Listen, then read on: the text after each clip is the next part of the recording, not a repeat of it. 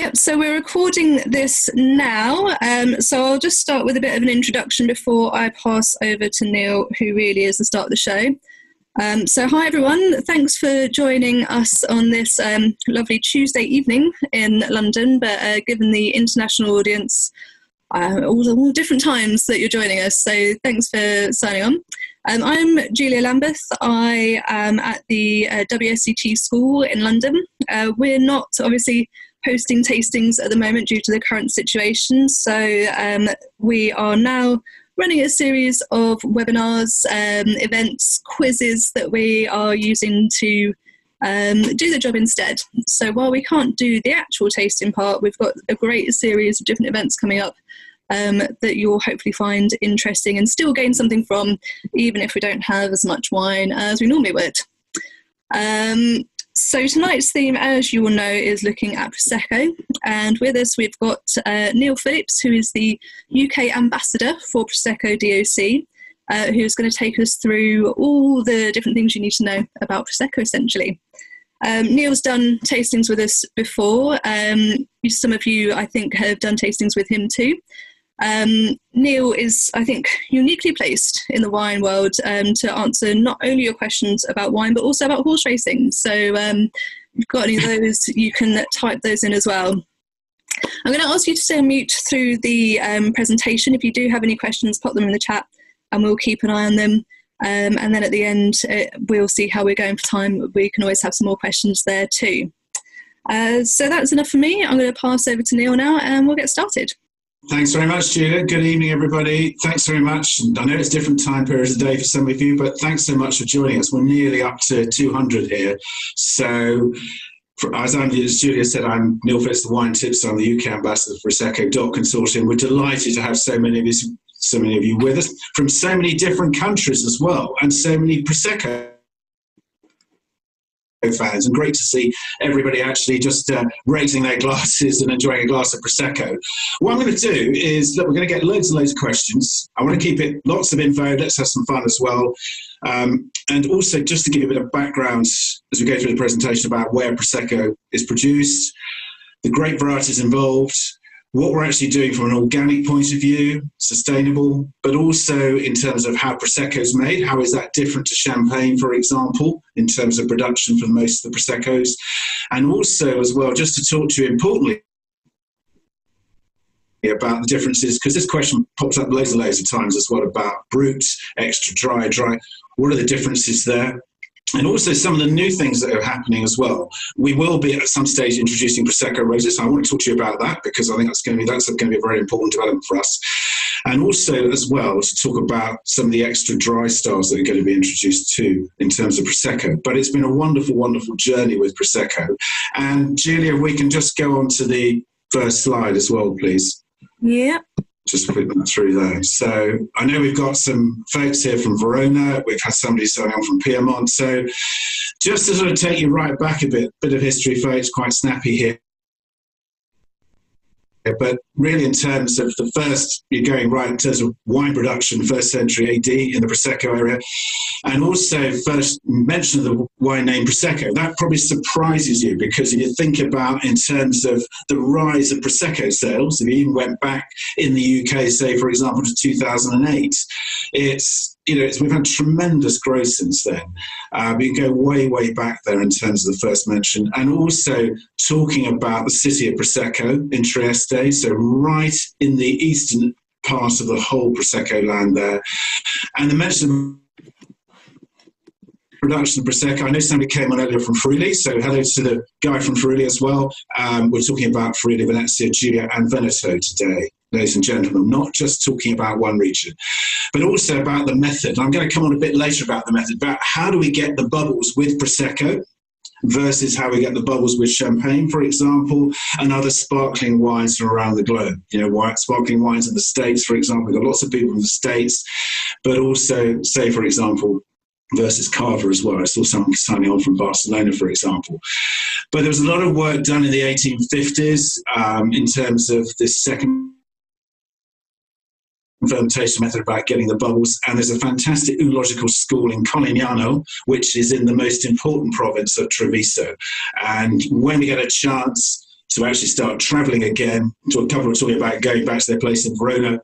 What I'd also say is make sure you take the chance to go to the Enological School in Colignano. It's a great experience. They've had 6,000 students graduating from there. And then in 1970, we actually had a geographical typicity introduced in terms of the Prosecco wine and the name there. So things were developing there in terms of 1970. We'll just move on to the next slide, please, Julia. Then we'll just give you a little bit more of a pretty speedy history here, if we can just get when we get to that. Now, important point, ladies and gentlemen, is actually getting to 2009. So I represent the DOC area, which is what you can see in terms of the 9 provinces on the slide there. But there's also DOCG as well, and that is solely within the province of Treviso. And what happened was that DOCG used to be DOC, in fact, until 2009. And then, because of all the history related to Prosecco being produced in the northeast of Italy, people wanted to take some ownership on this. And that's when there was actually decreed you could recognise the Prosecco DOC areas, the 2 regions I just talked about in terms of Veneto and Friuli-Venezia Giulia. And that meant that DOC, which was in Treviso, in Corigliano and Valdo Biagne, was elevated to DOCG to become the 44th DOCG in Italy. So you can actually just see there, stretching across from the west, right across to the east, so you're in Trieste, where the city of Prosecco is about 270k. So brilliant journey when we get the opportunity to do that. But importantly as well, Treviso, as I said, is the main province. We do have the 2 regions, Veneto, which covers 5 provinces, and then Friuli-Venezia Giulia. We don't talk enough about Friuli-Venezia Giulia, in actual fact, as an important Prosecco region for Prosecco DOC. And for example, you're looking at Udine there, Pordenone, for example, where I think there are some really fantastic Prosecco producers, and I'll come on to them a bit later. And also, you're then stretching right out through Gorizia, out to Trieste. In reality, where the city of Prosecco is, there isn't that much Prosecco production. So the main 65-70% is in Veneto, so Belluno, Treviso, Venice, Padova, and Vicenza, those particular regions there. So one of the important things to say is we used to call everybody talk about Prosecco the grape variety, but as of 2009, we had a definite area for Prosecco production, so we had to say, go back and use the original name for the Prosecco grape variety, Glera. So when I'm holding up a bottle of Prosecco like I'm holding up now, hope you can see that fine, this Biancavina, which I'm going to taste in a few minutes. Before 2009, I would have been talking about Prosecco, the style of sparkling wine. As of that date in July 2009, I'm now talking about Prosecco, the place. And the main grape variety for Prosecco is Glera, spelled Glera. Really important to remember that, folks. Whatever you're doing, whether you're doing it WSET, you're going to start doing WSET, is the key grape variety. So we're going to talk a lot about Glera tonight, and it's important to know about that. And I'm going to talk about the other varieties in a minute. But I actually think it's time to actually taste some wine again. So you started tasting at 6 o'clock. What I've got here, and a key thing here as well, is about the producers. Because the way it works with the Prosecco DOC Consortium, we plan all our activities for the year. We send out a note to all the participating producers to see which tastings they'd like to get involved in. And I usually end up presenting about 30 different producers over all the pieces I'm doing over a year. Now, this producer here is Biancavina. I'm not sure if anybody's heard of Biancavina. Maybe you can say something in the chat on that. Very, very good producer, started in 2004. They're, interestingly enough, just on the border of DOC and DOCG. They're in Treviso. This is a brut style. And actually, one of the things to say, and this is something that does create a bit of confusion, is the driest style of Prosecco is brut. Then you go extra dry, then you go dry. So this is a dry style, so it has up to 12 grams of sugar per litre. I'm just going to pick this up because I'm just going to give this, as we would do on the Wine and Spirit Education Trust course, of course, is actually look at the appearance. It's bright, looks nice and fresh. One of the things to say, this is 100% Glera.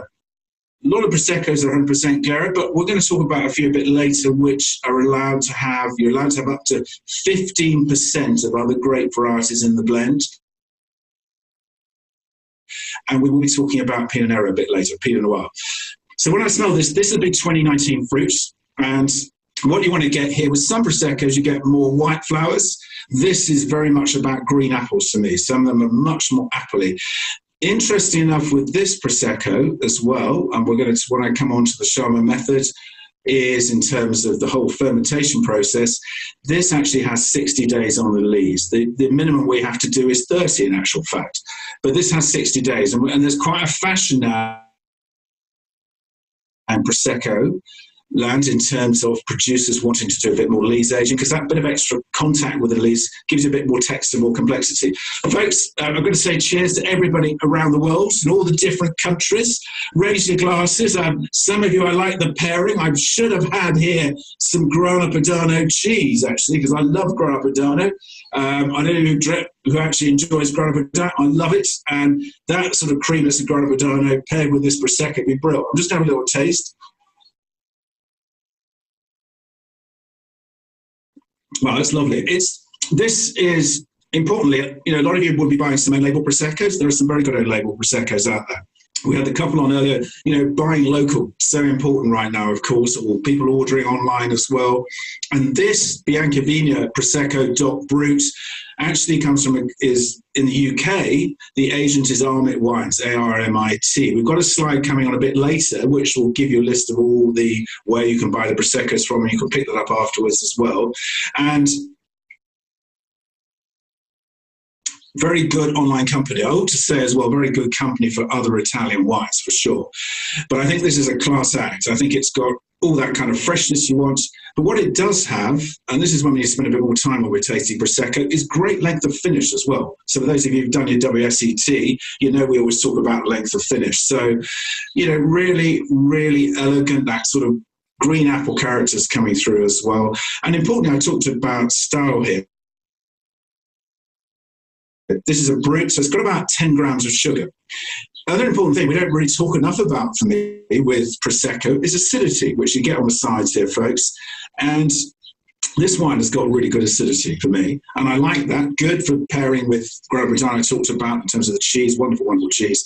But also if you were having with seafood, for example, I think it makes a great pairing with that. And look, folks, lots of us are getting takeaways right now as well. Let's not forget about that. We're supporting locally. Where I live here in the Cotswolds, we've got a fantastic pizza company near us, so I've been enjoying Proseccos with pizzas as well. I'm very happy to, I don't know what we want to do here, Julie, whether we want to be taking any questions as we go along, or we're going to roll with that, or I'll just keep going. What would you like to do? So I'm just going to have a little taste of this.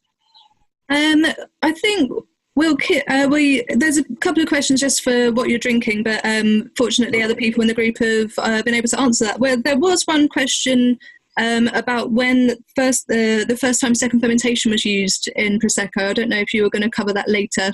Yeah, I'm going to come on to that. So we're actually going to go, you know, you're going to go right back in terms of it, stepping back to the 1870s. Is an actual 1895 in actual fact on that in terms of Prosecco, but really in terms of Prosecco you can really see quite a change if you go right back to 1930, for example, and a lot more recognition of sparkling wines.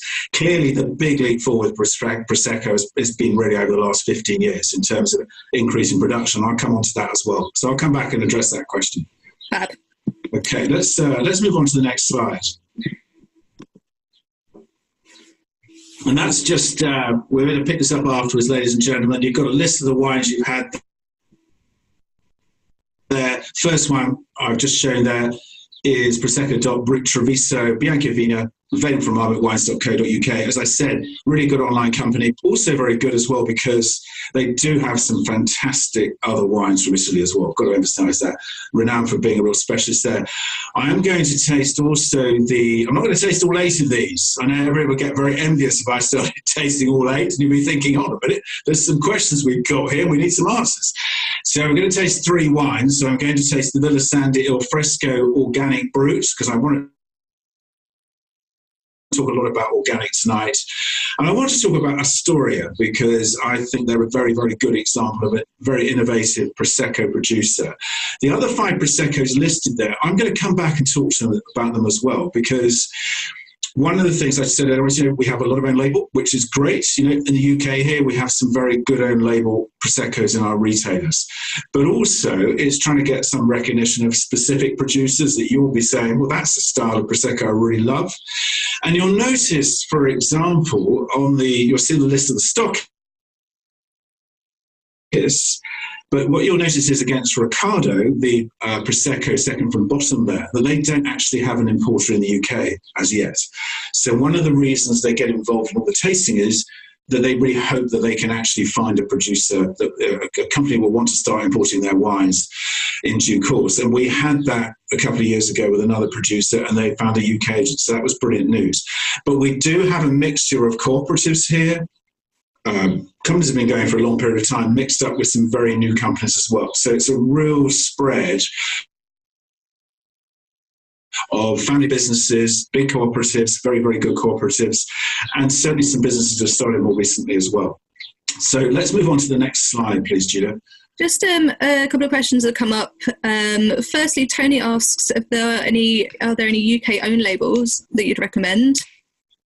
I certainly think that Marks and Spencer's have done a very good job. They have used to use a producer called Mazzattini, and Mazzattini would be a producer I often feature in lots of sessions. In actual fact, they wanted to be in this session as well. That's a very, very good producer. And I'd also say, just as a note on Mazzattini, you can get Mazzattini through Berry Brothers and Rudd, another really impressive online company, very successful traditional wine merchant. But I love the way they've embraced everything new that's been happening in wine as well. And Mazzattini wines are available through there. I do actually think the San Leo, which is in Waitrose, is very good as well. And I'm going to come on and talk about Aldi in a bit as well to give some spread there. But also I'd add too, just while we're on stockists, I would love to see more other independents who are doing very well. Many of them at the moment in terms of online sales, which is fantastic news. It's been brilliant to see how well they're doing. But also I'd love to see independents listing more Proseccos. I think it'd be really good. It also encourages sales. People come and say, well, I want to buy other wines as well. So any other questions at this stage, Julia? The other one was on the prevalence of non-vintage versus vintage. Yeah, good question. I like that question. You'll just notice right down there with Riccardo, that's the only one that does have a vintage. It's usually we end up having what is called a Melissimato, so a vintage Prosecco. So all the fruit will come from that year, as you can see with Riccardo there with the 2019.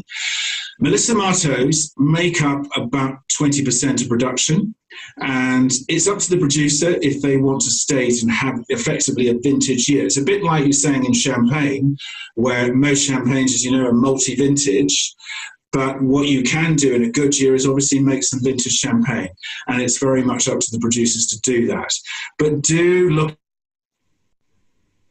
out, you'll see on the back of the label mainly, where it will show you when, in actual fact, with this Riccardo, I'm not sure this is going to show up that well on the camera, to be honest, but on the back here it actually states the vintage. But interestingly enough, on the front label, it actually doesn't have the vintage on there. So it's something to look out for. It's usually when a producer is very pleased with that particular year. I mean, I will come to talk about years in a short while. What you are allowed to do as well is blend across a couple of years. So each year, like you do in Champagne, you are allowed to keep some reserve wines back to blend in. We never quite know what the next year is going to be like in terms of variability of climate conditions. 2018 was a really amazing year in Prosecco land. 2019 was more challenging, but I think we've got some really good wines out of that. But you do get some years, yes, and better than others. So to have that advantage of keeping some wines back to blend across years is very important. What I would say is there are probably some wines here that may have a bit of a blend of the previous vintage in as well. That hence the fact they're non-vintage. Okay. A couple more if you're happy. Any more questions at this stage? Yeah. A couple more. Yeah. They come in thick and fast now. Okay. So Pollyanna's asked whether Prosecco is the largest DOC in Italy. That's a really good question. Actually, that's a great question, which I don't know the answer to. I think we're a pretty big DOC and we've grown a lot. I mean, we are now about 24,500 hectares in terms of vineyards. We are only allowed to plant a certain amount each year, as decreed by the Ministry of Agriculture. But clearly, as a DOC, we've made rapid progress in terms of new plantings there. Really good question. What I can do is I'll pick up on that one afterwards as well. Okay. Any others at this stage? Yeah, there's a question from Salvatore about Prosecco Superiore di Cartizze, but I think you're going to talk about that later. Yeah, I'll come on to Cartizze later, if that's okay. And another one about what does special cuvée mean? Well, I think in terms of that's when you're looking at sort of what you feel is a sort of special blend across your vineyards, really. Some people would have take one fruit from one particular vineyard, in actual fact. And I will talk about that a bit later because there actually is a Rive system in place now in terms of DOCG, which I'll come on to a bit later on. But it's really just doing, with Melissa Marto, you're really wanting to take your best fruits and also your best your best vineyards to blend across from Melissa Marto, basically. Okay, let's move on, I think. Okay, folks, for those of you, couple in Verona, for those of you who haven't been to Prosecco Land, please go when we get a chance to come back. Life comes back to normal. I'm still surprised, actually, amazingly, how popular this part, in terms of this part of Italy is for. Clearly, we've had a massive success with Prosecco, but there are so many great places to go and visit in this part of Italy, and to embrace it all, really, by visiting producers who are great, and I will come on to wine tourism in a bit. But also, the fact is, just so many, obviously Venice, but I think Treviso is I think it's a brilliant, brilliant place to go and use as a base when you're in Prosecco. It's a beautiful city to walk around. Little Venice, as they call it. It's about 25k from Venice. So make sure you take a visit when we get the chance. The scenery is absolutely stunning. So can't say enough of great stuff about it. Dolomites there. And let's have the next slide because that will just get everybody going. Venice. I'd love to hear a big shout out for everybody who's been to Venice here because it's how fantastic is Venice, but I think it's just got so much to offer. And, I just love, hello to everybody from Italy, because I just love working with you. I love working with all the producers, and you've just got a great country. And this is, it's been so difficult for you, but I think it's just, we look forward to coming back, basically. Okay, let's roll on from Venice. Never thought I'd say that, to be honest, but anyway. So we're going now. I talked about Glera. So under the laws here in terms of Prosecco, we have to have 85% Glera in the blend. Now, I don't know how many of you would have actually heard about Glera before. Some of you would have heard that, obviously, with your WSET exams. But some of you were saying, I don't really know much about this grape variety. And that's fair enough, because it's not a grape variety in terms of like Sauvignon Blanc or Chardonnay, which is planted in lots and lots of different areas around the world. It is found, obviously, in northeast of Italy, but it's also found in Australia, for example, where they do actually produce some Prosecco. But it's something I will come on to a little bit later. But you'll see that in Proseccos, we have the Bianchivina, 100% Glera. Pretty much, as I said, the majority of Proseccos are 100% Glera, but you can use some other great varieties here. Vitiso, Pereira, for example, and Bianchetta, Treviana, they're all indigenous grape varieties, Glera Lunga as well. Chardonnay, that grape variety we know lots about, a fantastic grape variety. I hope nobody's a member of the ABC Club, the Anything But Chardonnay Club, because there are great Chardonnays from around the world. But interesting enough, Chardonnay is used very little in the production of Prosecco. You've got the odd producer who might put in about 2 or 3% there. But, the main thing is here for me there's a choice of indigenous grape varieties. You see there at the bottom of the maximum 15%, Pinot Blanc, Pinot Gris, and Pinot Noir. Now, Pinot Noir is something I want to talk about specifically a bit later when I'm going to talk about Prosecco Rosé, because in terms of the production of Prosecco Rosé, when that starts, I hope with the 2020 vintage, clearly we're going to get the colour, the skin colour from Pinot Noir. There's a producer called Zonin. I don't know if anybody's tried Zonin. Very good, somebody nodding, I'm just seeing a nod there. Really good family business in Italy. Again, actually producing some fantastic wines around Italy. They produce a Prosecco, which is 85% Glera and 15% Pinot Nero. And it's quite interesting because you do taste a bit more weight of flavour and fruit coming through there with that 15% Pinot Nero, with that Zonin wine. Very interesting producer, good people to look out for. I think they do a really good Prosecco DOC Brut, but you can also track down their DOC Pinot Nero blend as well, which has 15% Pinot Nero, as I said. So that's a great variety. I'm going to a bit later on as well, because I'm sure somebody's going to ask me about this, talk about Califano as a style of Prosecco. And I will talk to you about Vadiso when I come on to that as well. So let's move on to the next slide, please, Julia. Well, I think it's going to be time to have the next Prosecco, actually. I'm just a lot of things here. Organic, because a big thing for us is in terms of new vineyard plantings. As I said, we are allowed by the Ministry of Agriculture to plant a certain number of hectares each year, but the whole drive now is about sustainability. It's about biodiversity. It's about organic in terms of not using pesticides, fungicides in the vineyards. And any new producer, any new vineyards, I should say, in terms of Prosecco, have to follow this code. They have to do that in terms of sustainability. That means when you're planting in vineyards, you need to plant hedges as well. You've got to attract floral life. You've got to attract bird life as well. And there's a massive piece actually which is available from our Prosecco DOC consortium to any producer saying this is all the detail, these are all the points that are actually going to help you in applying and saying I would like to actually expand my vineyards. I'm going to follow in terms of organic, sustainable biodiversity as well. Now this producer here is, I hope we can see this okay if I'm just holding up, I'm not sure. This is a producer called Villa Sandy. Now, I can see some people trying to just look at the label. They have a sister-brother brand called La Gioiosa, Gioiosa.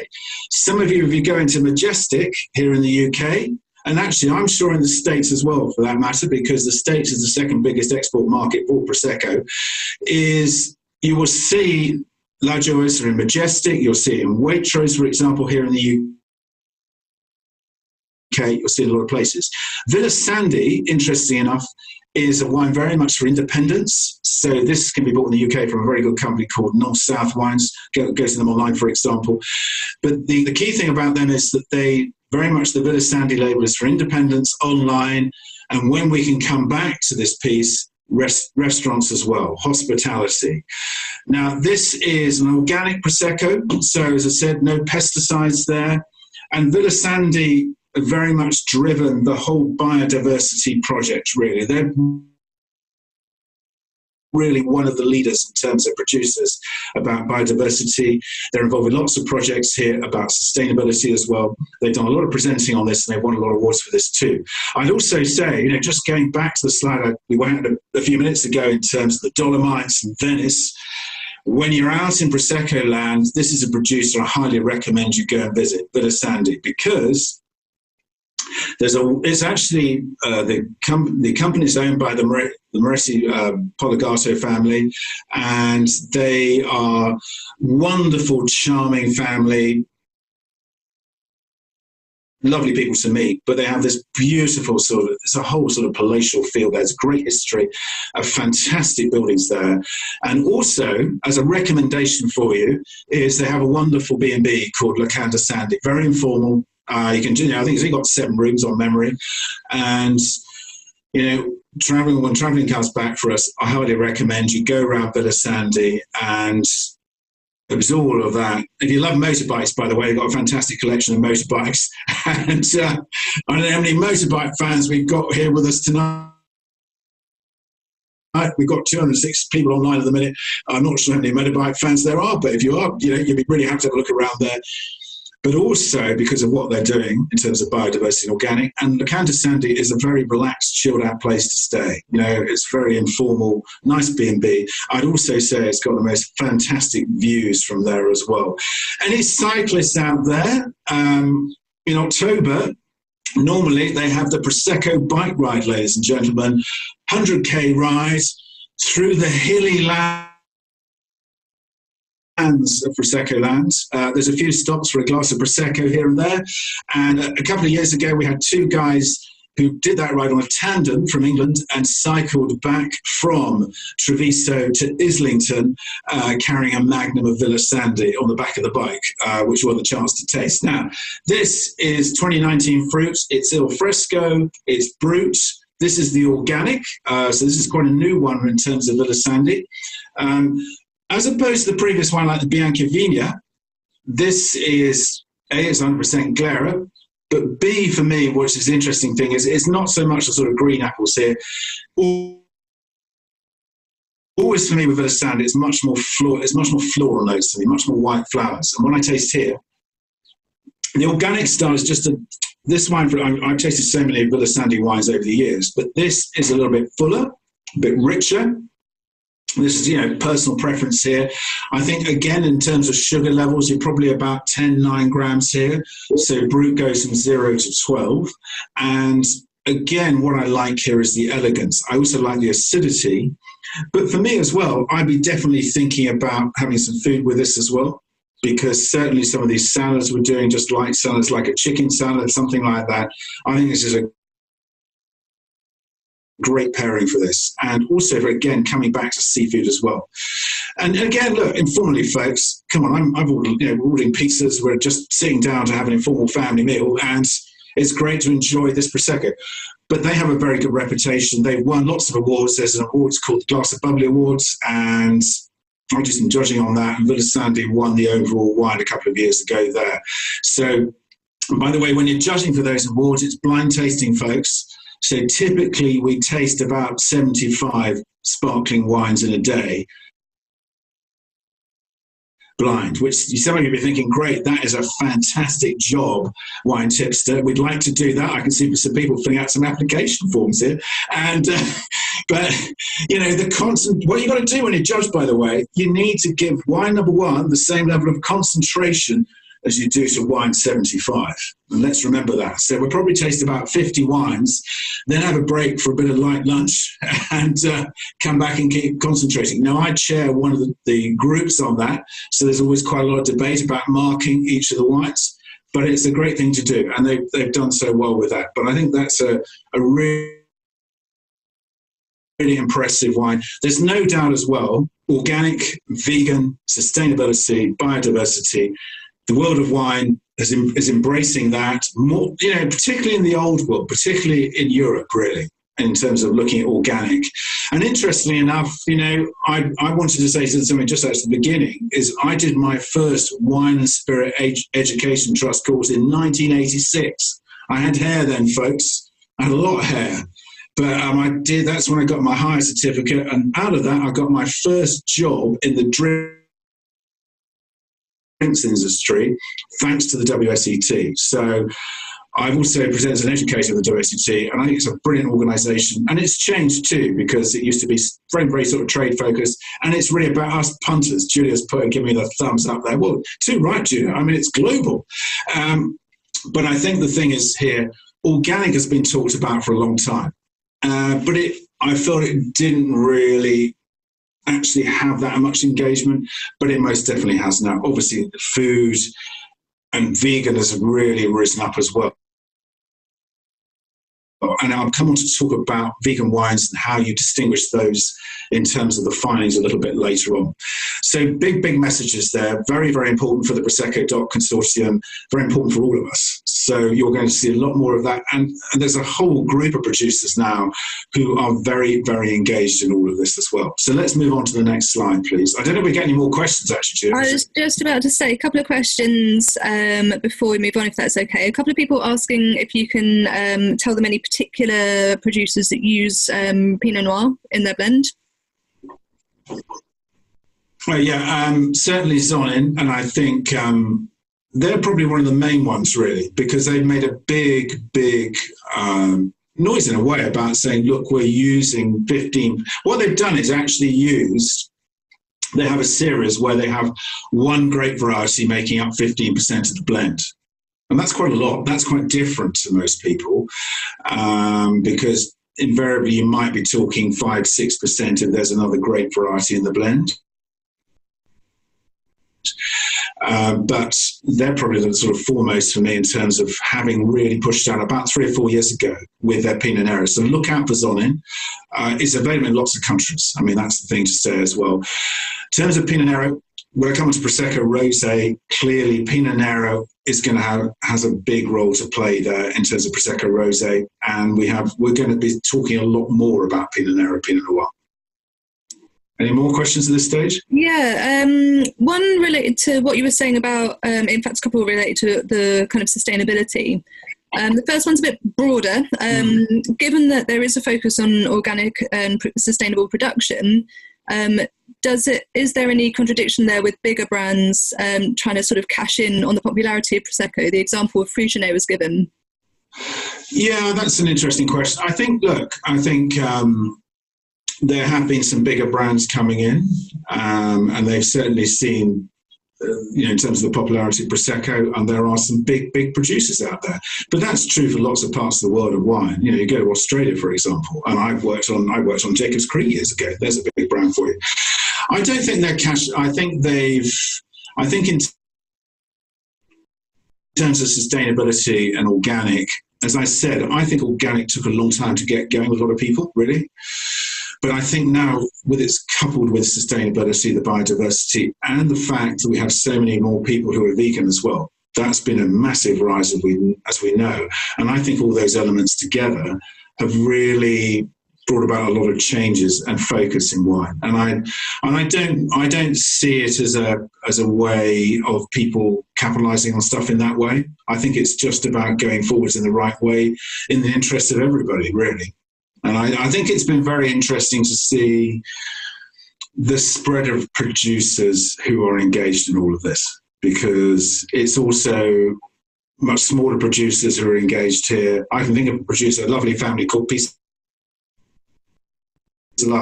Pisolato wines that are available in the UK. All their wines are organic. All their wines are suitable for vegans. There's going to be more and more of that. And I think, it's great. Come on. Cool. And the slightly less broad question was about organic certification bodies in Prosecco. Yeah, now I think you're seeing the certification bodies there. That is a good question. There is still and it also applies to vegan as well, there are Proseccos out there which are vegan, but I have to say it is still, and you can talk to some importers in more general terms, not just about Prosecco here, is that they have wines in their portfolio which are suitable for vegans, but there's no certification on the bottle to tell you that.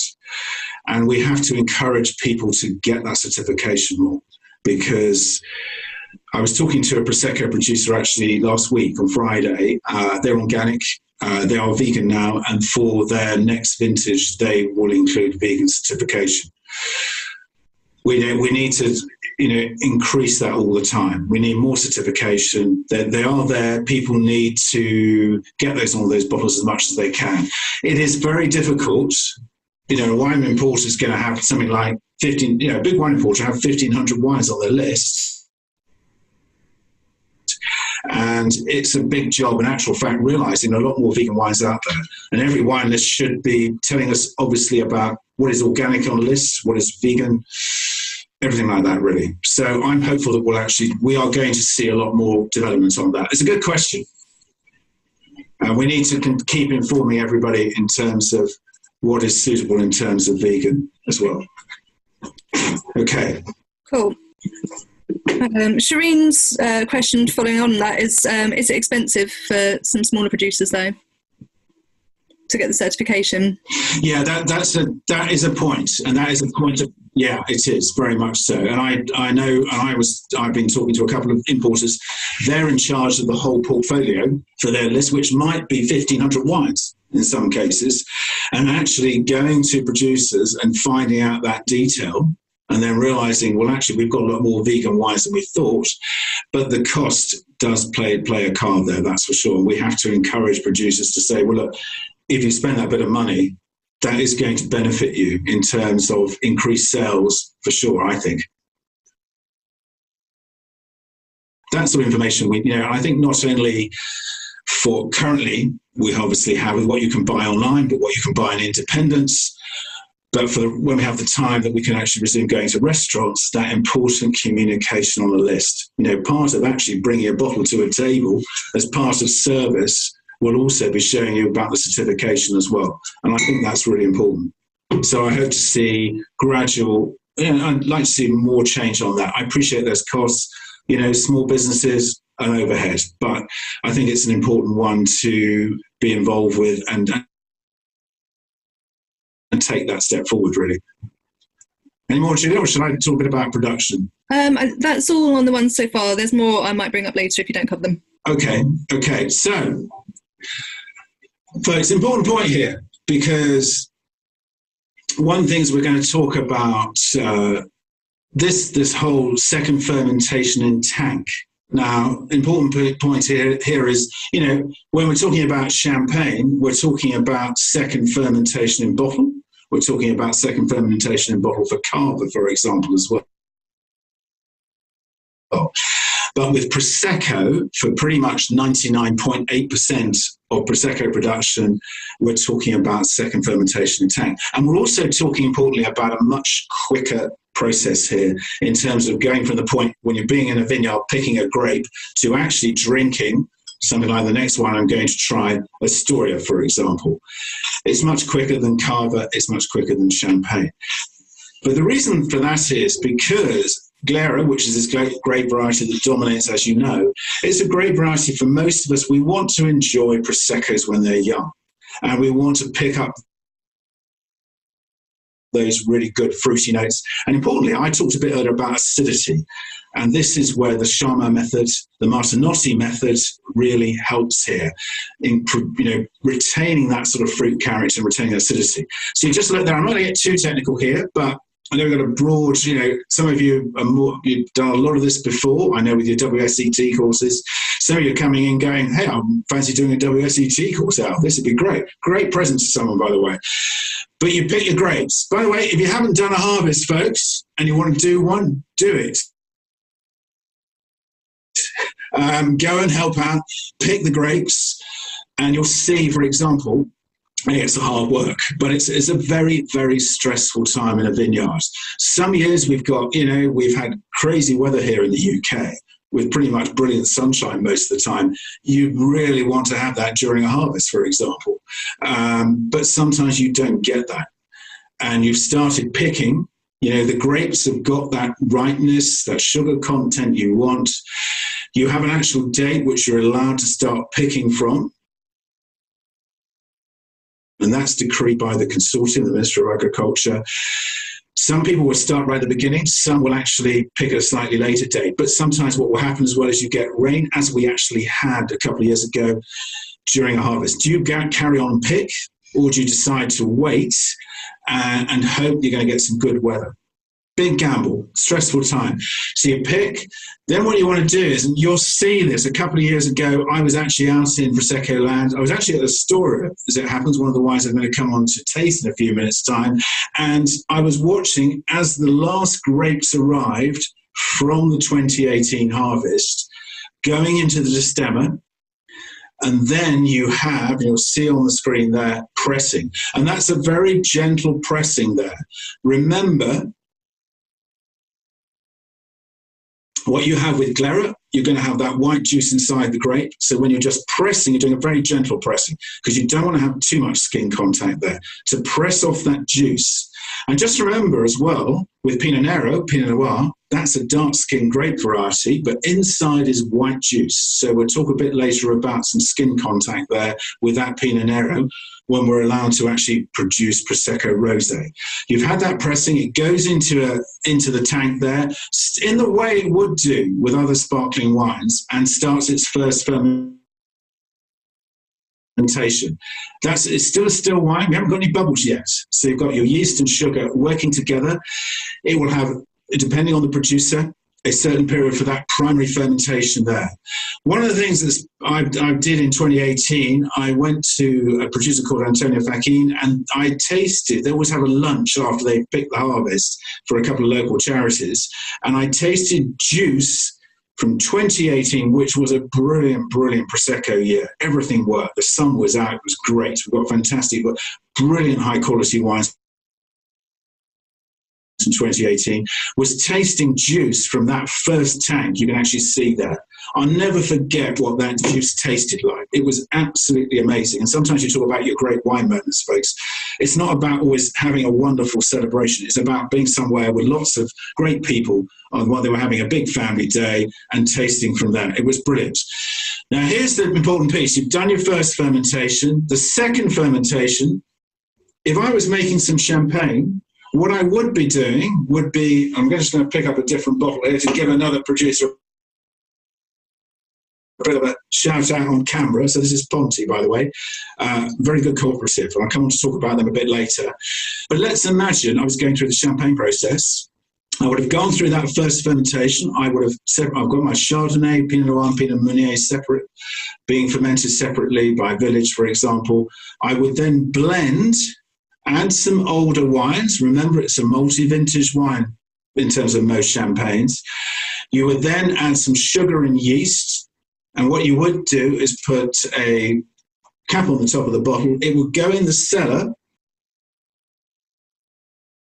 It would be like that. It would start a second fermentation because the sugar and the yeast are going to go out together. They're going to create that CO2. That's how you get your bubbles. And that's the important point, is that once it's finished that fermentation, it's going to rest on the dead yeast, the lees, and it's going to actually, it helps by having that contact as well. And what will happen is it gets a bit more complexity. Depending on the champagne house, they will leave it for a certain period of time. They have to leave it for 15 months for non-vintage, 3 years for vintage, but many houses will do for longer. And what they do over time is get the yeast down to the neck of the bottle here. And they used to have what they call riddlers, who would just gently turn a bottle and get the yeast down to the neck. And they can do 40,000 bottles a day. You'll see that's still a bit in champagne now. But once it comes out the cellar, they will freeze this top part of the champagne bottle, flick off the crown cap.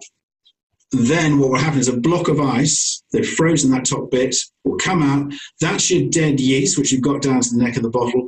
And then what you've done there as well is you've just lost a little drop of wine there. You top it up with some sugar, you top up that 1% of wine, and then you label. Now, you'll notice going back to the screen, that's all done in tank. That's all done with second fermentation. You control the pressure. The minimum time by law for second fermentation, I don't want to get into too much detail, but this is important to know because is 30 days. So Astoria, where I was at in 2018, they always want to have super youthful, fresh Proseccos. And what they will do is ferment for about 25 days, leave on the dead yeast for about 5 days. And then what they will do then is actually separate the yeast. They'll actually then draw the wine away, either take out the yeast. They'll also fine the wine as well. So that's any little tiny particles. Because when you see a glass of Prosecco, for example, you're looking at something that's fresh and bright and you haven't got any particles there. What you will do is actually fine the wine. Now, traditionally, we've used egg whites to fine wines. Obviously, from a vegan perspective, that's not going to work. So you can actually have some clay powder you use now, which a lot of the Prosecco producers are doing. Comes back to that certification point as well. And they will use that to fine the wine, bentonite. So that means that wine is suitable for vegans. It clears the wine. Then what you're going to do is is you've got the wine either drawn off into another tank or staying in that tank, having been the yeast being taken away and also being fined, and then you simply add your sugar. Now, the point here is in terms of sugar, for brut, and I'll come on to another chart in a minute, but it's going to be 0 to 12 grams of brut, for example, then you go extra dry. Importantly, what is happening a bit in Prosecco, I talked about Biancavinia. You know, they like to leave their wine on the lees for longer, 60 days. Some producers are now doing 90 days because they quite like to have that bit of lees contact. Slightly different style of Prosecco. And we're seeing quite a trend for that now as well. Then obviously what you're going to do is, after that period of time, for 2019, some producers were actually bottling in December 2019. We can't do that for champagne. We can't do that for cava. It's a longer period of aging. But the key thing is here, folks, we want to get the freshness. We want to get the acidity. And that youthfulness is very important. And the Sharma method, the Martinotti method, this method here with actually creating the bubbles with the sugar and yeast in tank really works for Glera. It really does. And that's why we want to use this. So that certainly it does save on cost, but it's more about the style of the wine here. So that's when you will see wines being released later on. So you could actually, I've been in Prosecco land before now, drinking in December bottled Prosecco, which would have been harvested in September, maybe stretching to a little bit of October. So, you know, there are other people doing some different things. Let's move on to the next slide, please. Actually, got a few questions. Oh, I've probably got loads of questions on this one. So, yeah.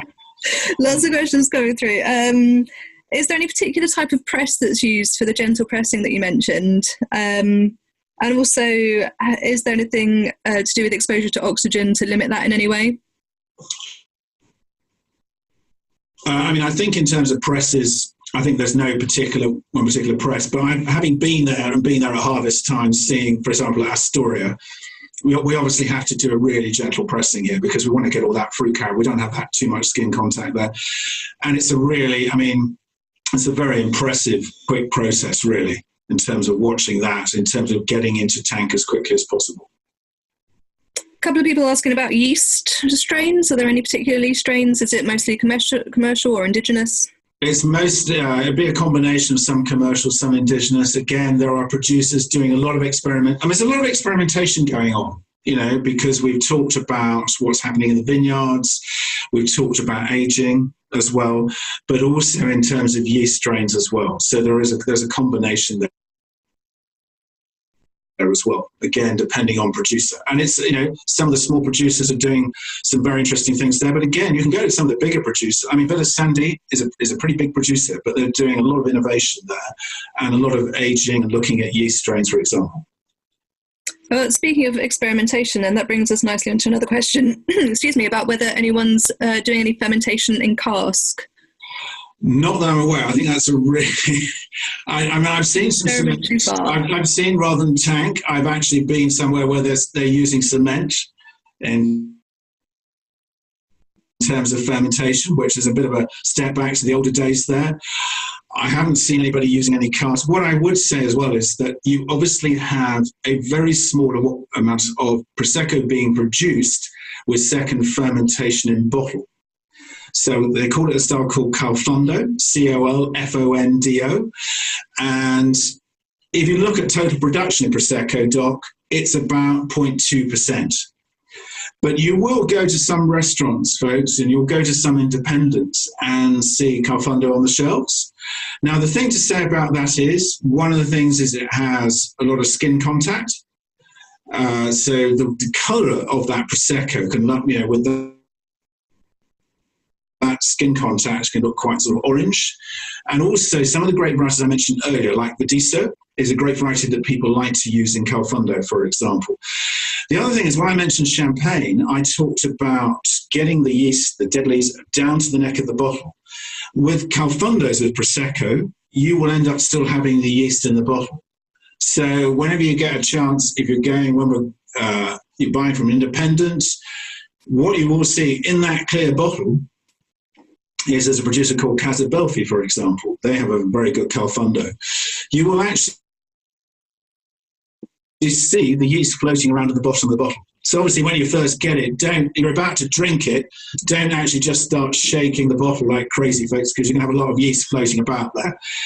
Generally speaking, you're going to get about 5 glasses there in terms of the Califano Prosecco. Very, very dry. Very, very dry indeed. Great with food. I think it's always been interesting to see there's some restaurants doing Califandos now, but they need to do a Prosecco in a way like the Astoria, an extra dry as well. But there's a small amount of that going on at this current time. And I think the Califano production might increase a bit, but primarily it's about being in tank, really. So that's, I think someone asked about styles of Prosecco where you'd have more of an obvious yeasty note. So I think Califano would really be the one to go for there.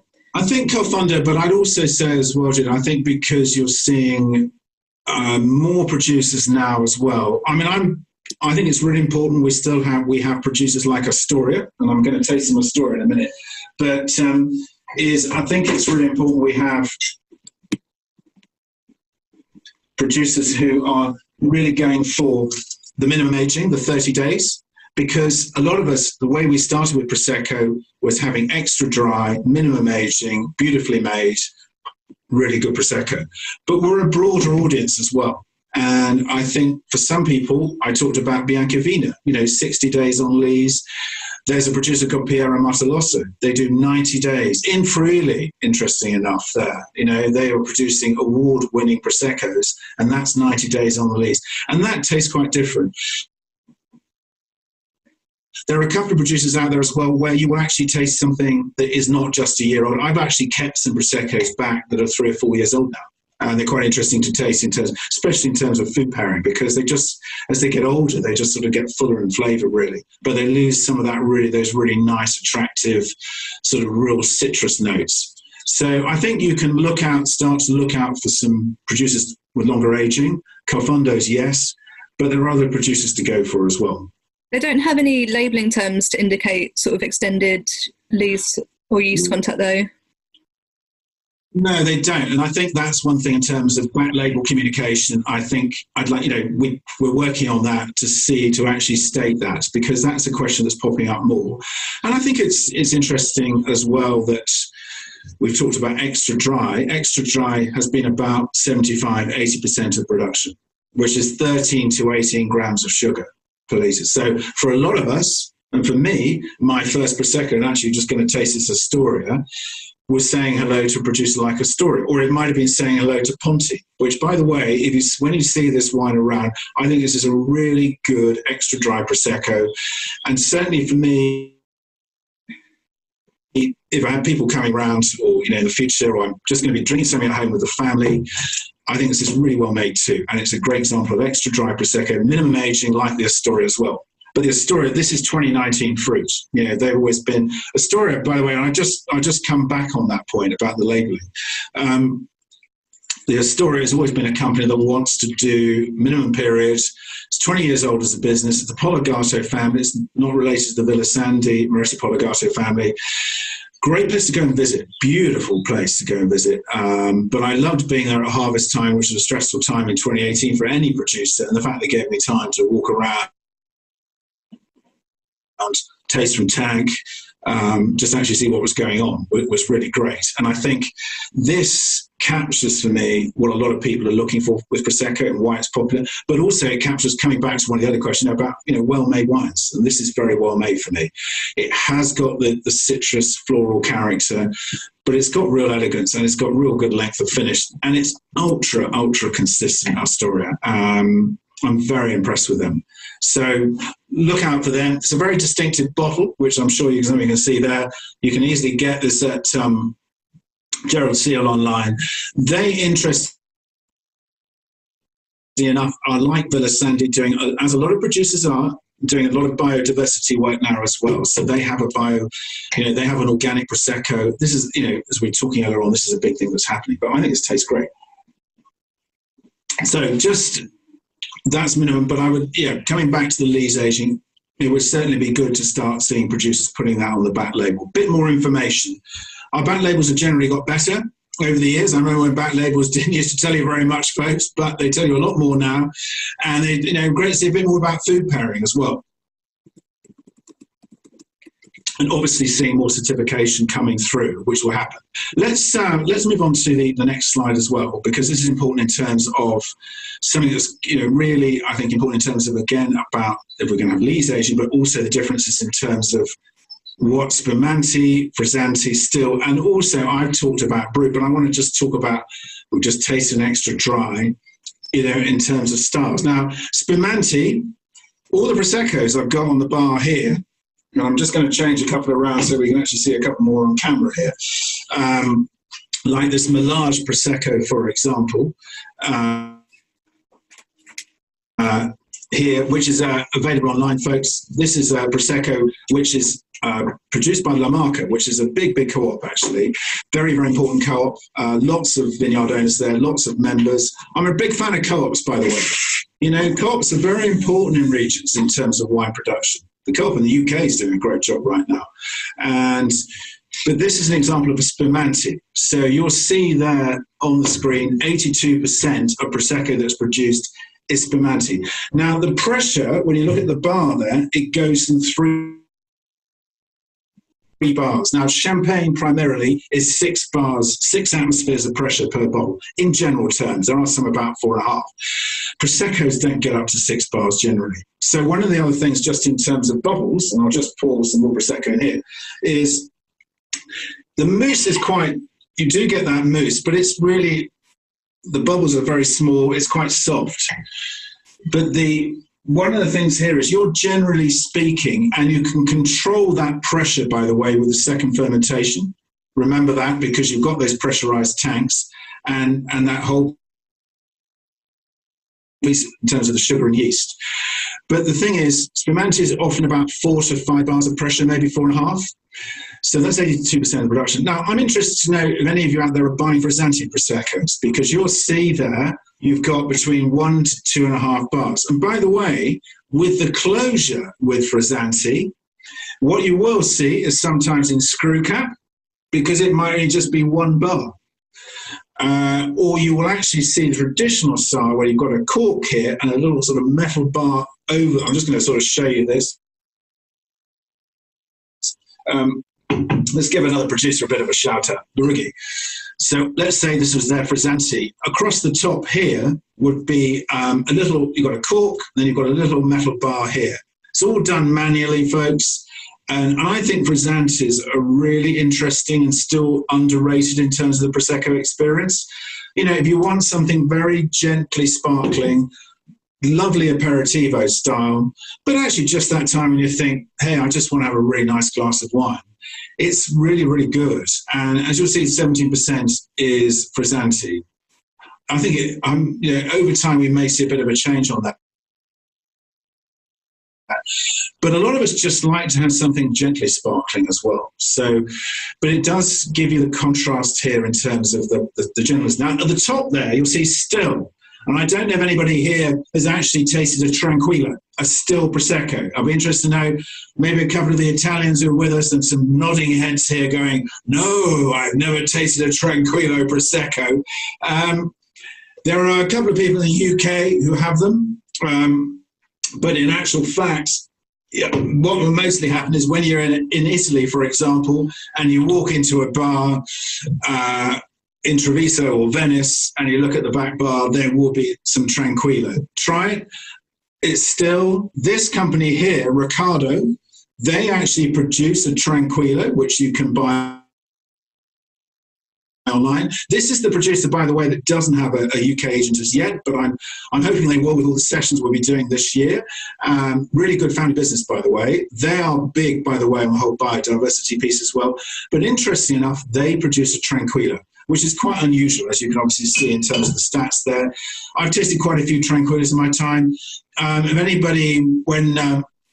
For anybody London-based, when we get the opportunity to get back out there, I think Borough Wines have a Tranquillo, for example. Somebody in Borough does that. So, but certainly check out Riccardo as well. So you've got Spumante, Frizzante, still.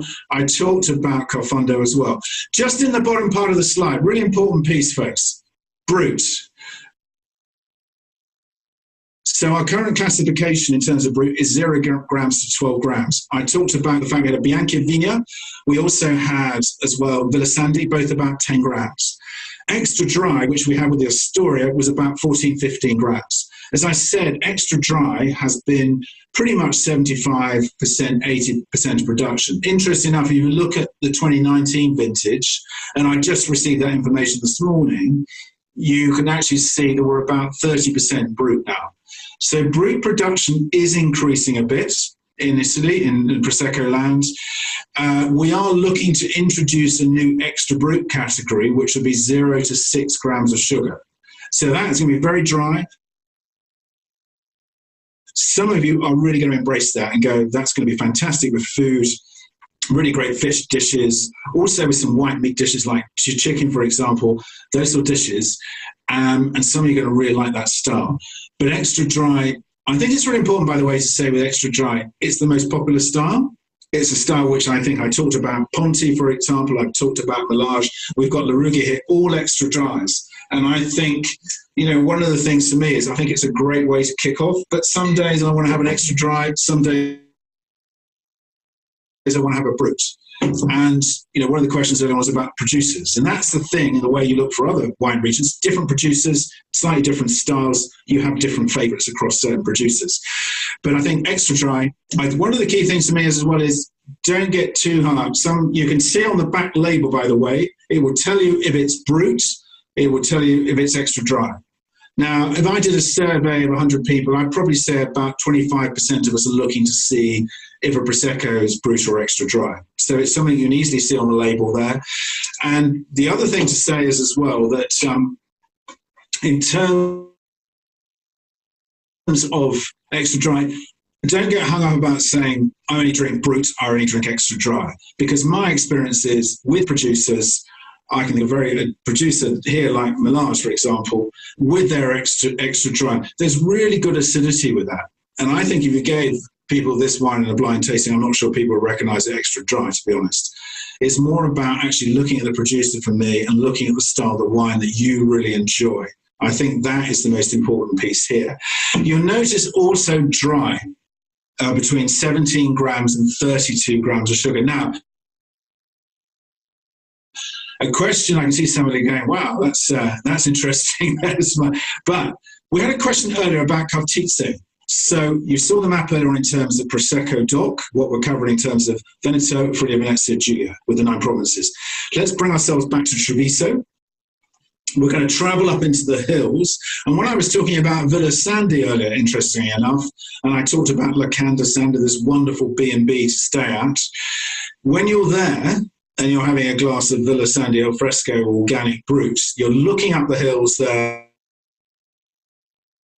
and you can actually see Cartizze. And whenever for me, as I said earlier, I end up sounding like the tourist board for the northeast of Italy, but I'm proud of it because it's such a beautiful place to go to. But if you get to the top of Cartizze, you have a beautiful view of Prosecco land. This is in the Val d'Orbiadene area. So there's Val d'Orbiadene and Colignano, which make up the DOCG Superiore area. And also you have another area called Asolo as well. But here with Cartizze is where you really find some exceptional dry Proseccos. One of the things is that it's a very difficult place in which to produce Prosecco. It's 107 hectares. We have about 24,500 hectares across the Prosecco DOC, about another 6,000 in Prosecco DOCG, and I'm talking to you about 107 hectares. Now in the UK, I don't know what that stat is in the States actually, out of the 400 bottles of Prosecco we purchase in the UK, every 400 bottles, one of those bottles only will be from Cartizze. So it's small production. It's very fragmented as people, you've got a brother owns 1 hectare or half a hectare, a sister owns the other half. It requires 7 times as much labour because it's so steep there as well. But they do produce some absolutely fantastic dry Proseccos that could have, say, 25, 26 grams of residual sugar in them. But they are beautiful, beautiful wines. When it's not quite right, it can be a bit saccharine. But Villa Sandy, for example, I know they do. I've been up there and they do a fantastic Cartizze Prosecco. It's a real treat. It's fantastic with some lighter desserts as well. And this is one of the things to say, is because you've got the Brut extra dry and dry. It is absolutely, if you just took a sort of lemon tart, something like that, it's brilliant. And the main thing to do really is just simply have some tiramisu, though, I have to say, and just enjoy, a whole range of Proseccos for that matter. Why not? Come on. I mean, tiramisu, that's where it comes from, folks. So let's embrace tiramisu. And I wish I had some here. I failed, I should have a grabadon, I should have had some nice seafood and some tiramisu as well. I could have stood there all night then. Demi-sec, very, very tiny production of demi-sec.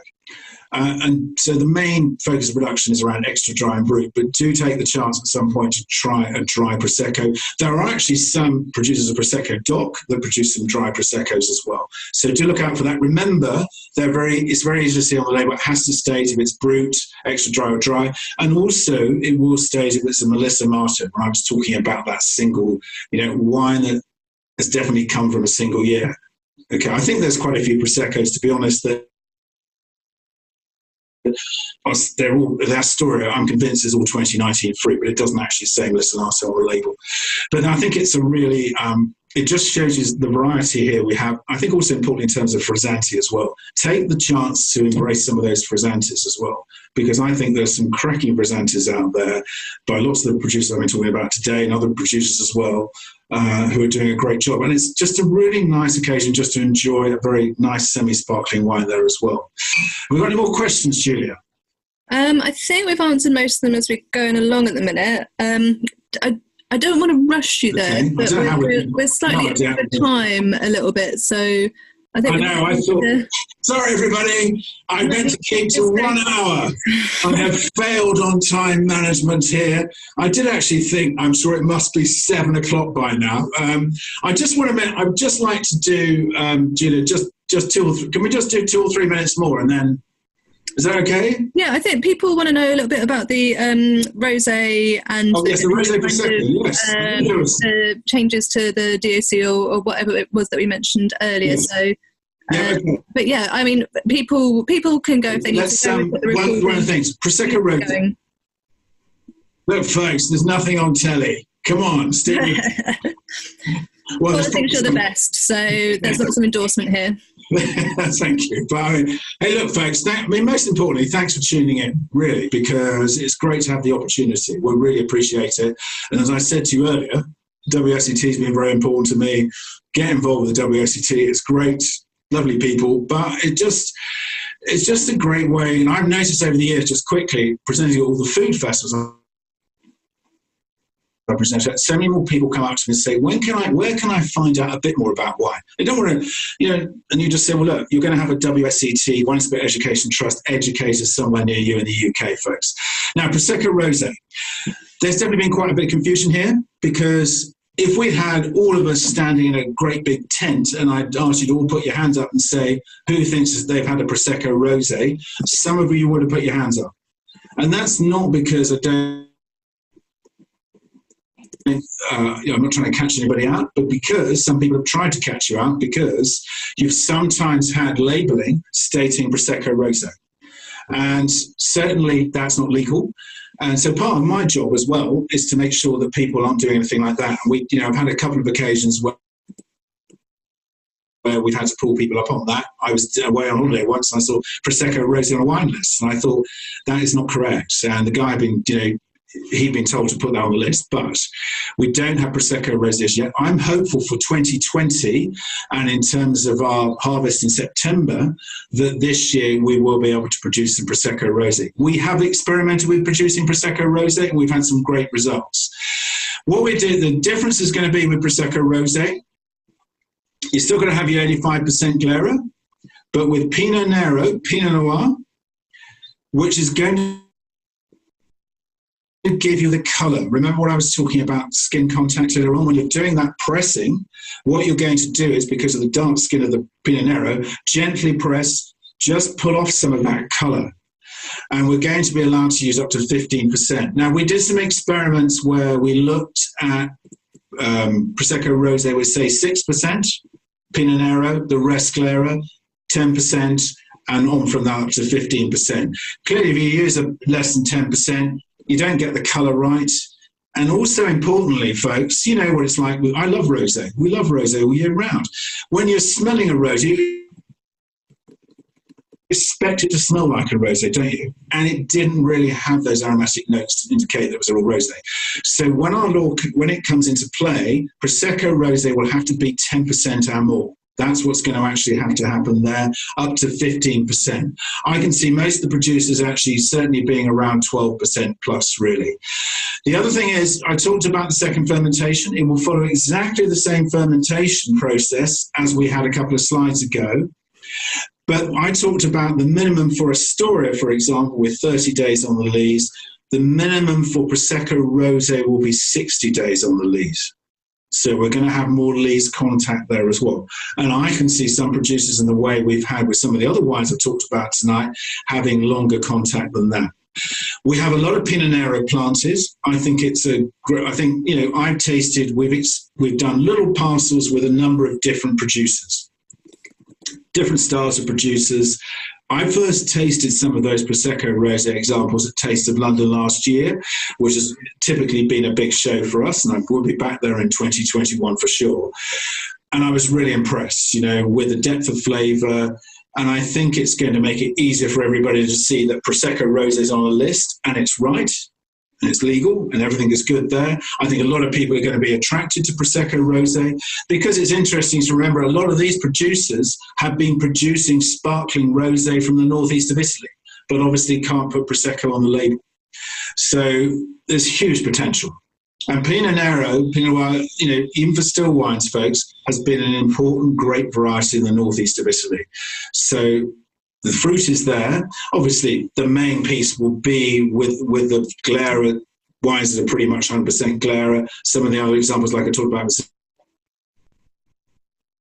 but Prosecco Rosé is going to have a very important role to play. And I think it's great. And I think it's going to be really good for food pairing. One other piece as well, you see on that slide, 0 to 12 grams of brut.